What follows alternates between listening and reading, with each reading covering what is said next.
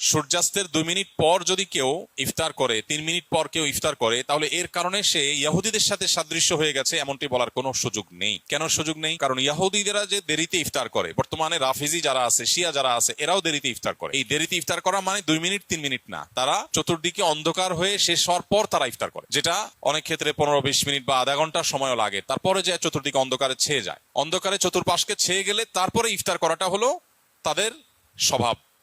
অতএব কোন মুসলিম 2-3 মিনিট পরে বা 2-4 মিনিট পরে ইফতার করলে সে ইহুদিদের সাথে সাদৃশ্য হয়ে গেছে, রাফিজি বা শিয়াদের সাথে সাদৃশ্য হয়ে গেছে এমনটি বলার কারণ নাই। তবে এটা ঠিক যে নবী করিম সাল্লাল্লাহু আলাইহি সাল্লাম বলেছেন, এই উম্মত ততদিন কল্যাণের মধ্যে থাকবে মা আজ্জালুল ফুতুর ও আখারুস সাহুর, যতদিন তারা ইফতার তাড়াতাড়ি করবে আর সাহারি দেরিতে করবে। ইফতার তাড়াতাড়ি করার মানে হলো সূর্য ডুবে গেছে, নিশ্চিত হয়ে গেছেন, তারপর আর বিলম্ব না করে সাথে সাথে ইফতার করা, এটা হলো ইফতার তাড়াতাড়ি করার অর্থ।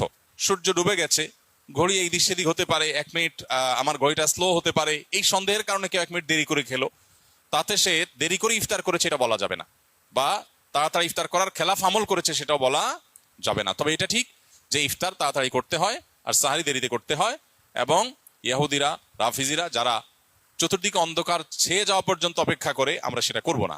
আমাদের সমাজে আলহামদুলিল্লাহ এখন সচেতনতা হয়েছে, মানুষ ওয়াক্ত হওয়ার পর পর ইফতার সাধারণত করে। আর একটা জিনিস গুরুত্বপূর্ণ, তা হলো ইফতার এবং সাহারির সাথে আজানের সম্পর্ক সরাসরি নাই। অর্থাৎ আজান হলে আপনি ইফতার করবেন আর আজান আগ পর্যন্ত খাবেন, ব্যাপারটা সেরকম না। মুয়াজ্জিন আজান 1 মিনিট পরে দিতে পারে, 2 মিনিট পরে দিতে পারে, 1 মিনিট আগে দিতে হবে, কারণ আজানটা তো একেবারে ওই মিনিট হওয়ার সাথে সাথেই দেওয়া আবশ্যক না, অথবা ঘড়ির সমস্যা হতে পারে। এই জন্য আপনি দেখবেন টাইম হলো কিনা সেটা। অতএব যদি টাইম আপনি মেনটেন করে ইফতার এবং সাহরি করেন, ইনশাআল্লাহ সুন্নাহ আদায় হয়ে যাবে।